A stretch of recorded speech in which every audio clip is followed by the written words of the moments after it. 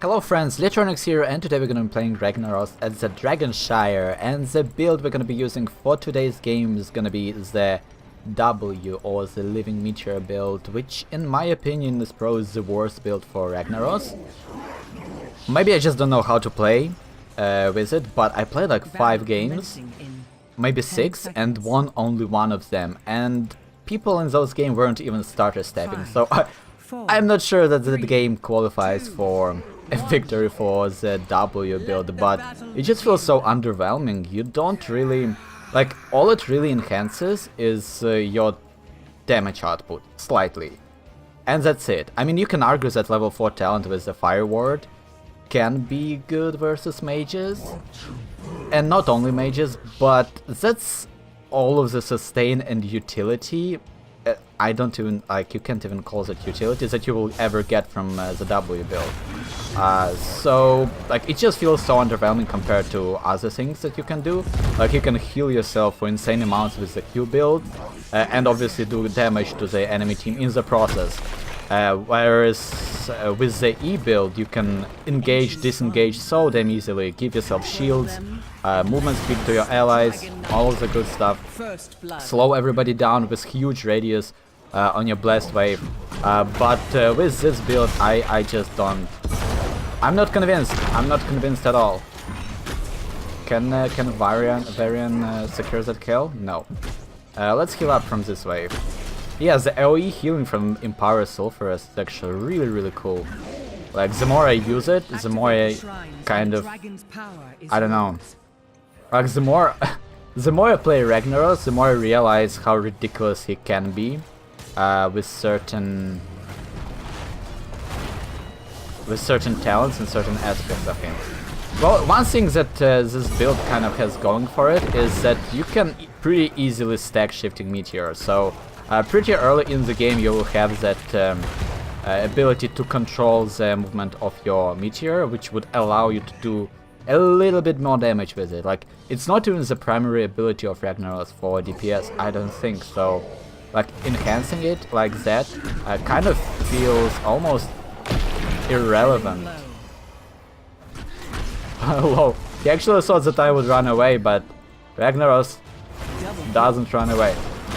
Oh my god, and the healing from Sulphurous. So good. So good. But yeah, you can clearly see that Ragnaros can do some ridiculous things if either you play properly or if your opponents maybe don't really know how to deal with Ragnaros. It's kind of easy to assume that he is overpowered as hell. But I don't think so. I think you can easily counter him. Like, you just land a stun into Ragnaros, and he... well, actually no. If you land a stun into Ragnaros, he will have Resilient Flame. But some sort of crowd control, like slow him down, root him down, and then focus with your whole team, Ragnaros can die pretty easily. And like, the worst mistake that people do versus Ragnaros is that they group up. Like, for example, like that. Actually, well, if our Dragon Knight didn't keep him away, I would have been able to heal up for insane amounts, because the more heroes you have inside your, like, next to each other, inside the radius of your Empower Sulphurous, the more damage it will do.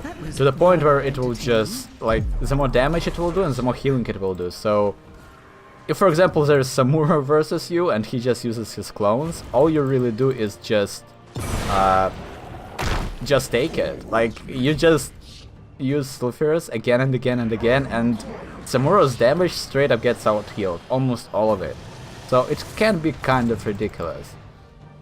Also, the build paths that you would choose for Ragnaros, like, for example, when just playing a normal game, I usually go for E build versus ranged and Q build for lots of melees. Because that way you can just sustain yourself with the Q forever, and the E build, as I said before, it really helps you with the engage and disengage for Ragnaros, so obviously it's really helpful versus ranged, or if you want some control over teamfights. If your team lacks crowd control, going for E build is definitely a good idea.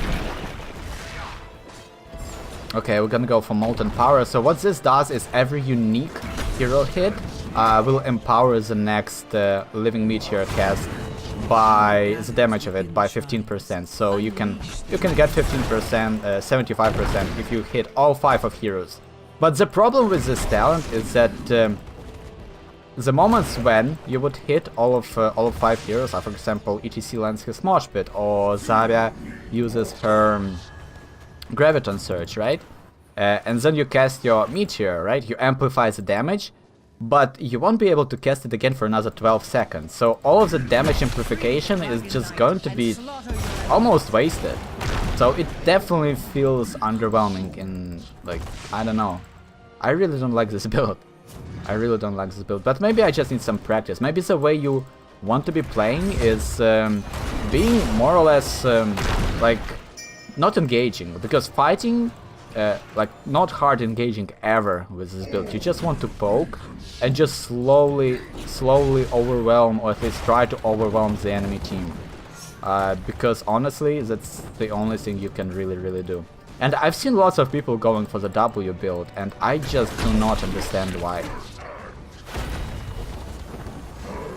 Because it just doesn't work. It doesn't work as well in my opinion.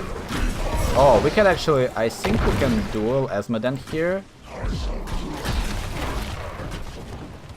Yeah, so this is the only time that this build actually worked, because the Fire Ward allowed us to sustain through some of the damage of Esmedan. And by the way it works, I think, is that for Fire Ward you don't need unique hits like you would have for Molten Power. So as long as your Meteor is rolling through somebody, you have consistent spell shield on you. I think that's how it works, I might be wrong. So if that's the case, that it can kind of be good versus maybe poison damage or continuous damage like Esmedan with his burn, right? Although I don't remember how the damage scaling works, like for example for Corruption or for Lunaris Poison. Do you need to spell block the initial hit, or do you need to actually spell block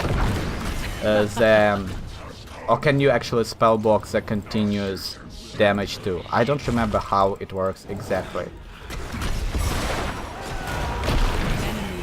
Oh, poor Chen. Chen just killed himself so damn hard. Oh, can we actually fight this? I think we can fight this. Varian, you wanna speed boost?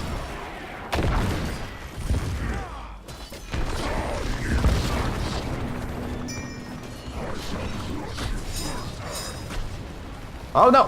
Runs through the wave. There we go. Runs through the wave, and that's how you have a chance to survive. I screwed up. I haven't noticed it at all. I confuse the sound cues from friendly Ragnaros and the enemy Ragnaros, because they are different. Like when friendly Ragnaros uses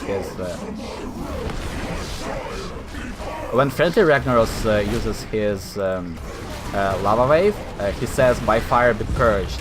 But when the enemy Ragnaros uses his lava wave, I think he yells die insects. I might be wrong.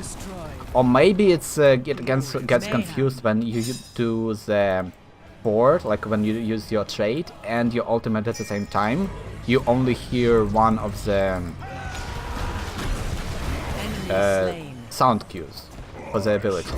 So it's sometimes it's kind of hard to pay attention to the map too, also in the team fights, to check for the enemy lava waves. But I think it's something that we all need to learn in order to deal with Ragnaros. Otherwise, the lava waves are insane. By the way, I played Ragnaros in Team League, I think. Yeah, in Team League, and it was ridiculous. Like when you have a Ragnaros on your team and the enemy team doesn't have one, it's so easy to constantly stall everything, and then you just do so much damage with the lava wave, so much control over the flow of the battlefield, the flow of the map.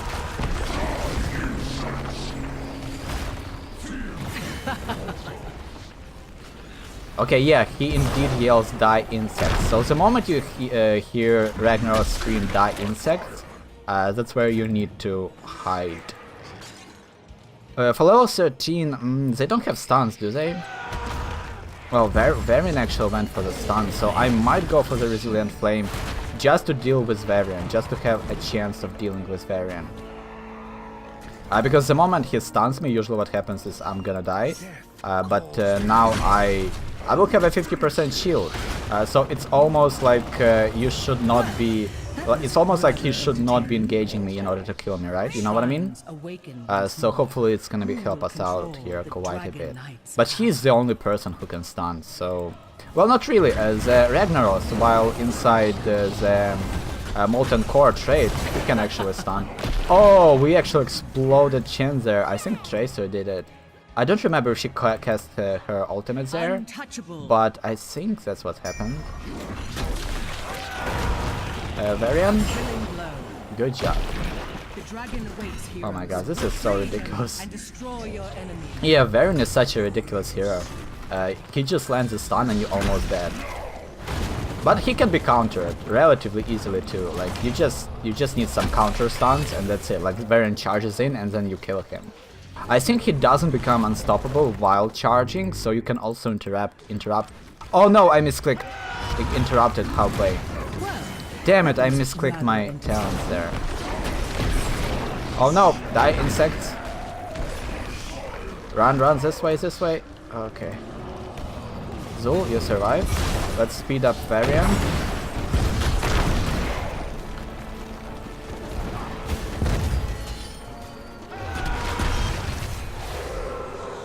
Zul.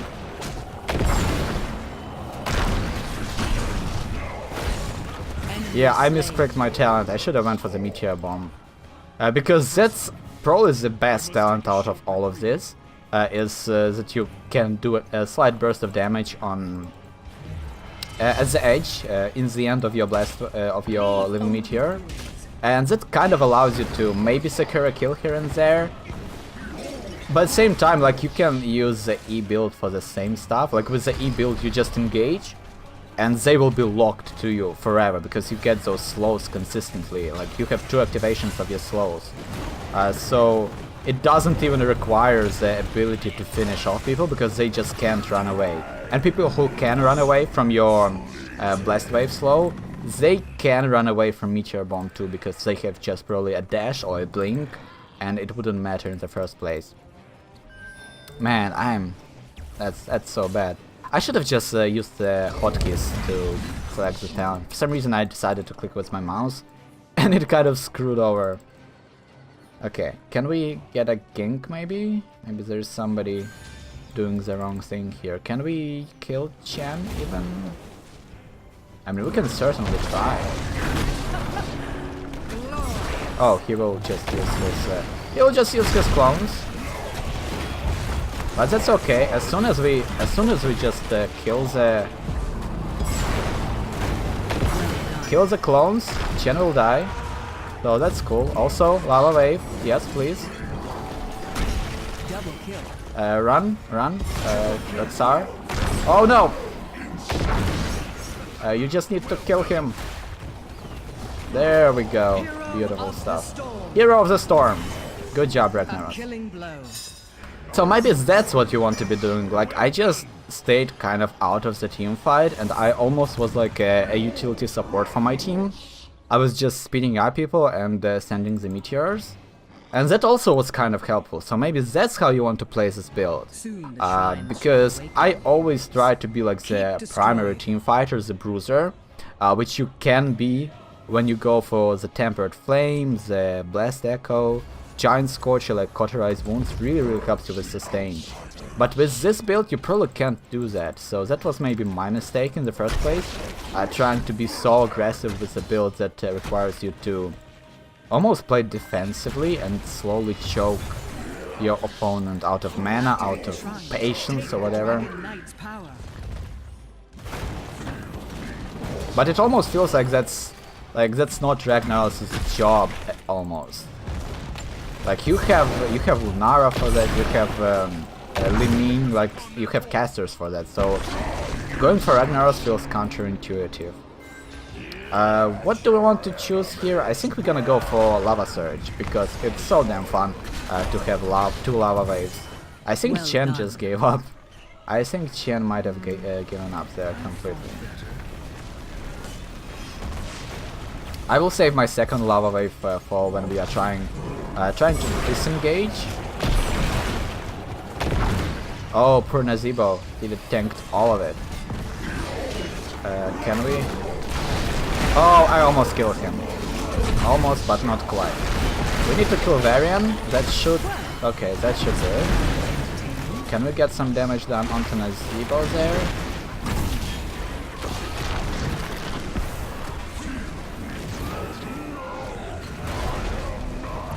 Oh no, Ragnaros died. Oh no, Ragnaros died. Well, let's send another lava wave through the mid lane. By fire be purged. Can we... Oh no, we weren't able to hit him. Well, the Meteor will do it. So... Okay, that was kind of ridiculous. And there's...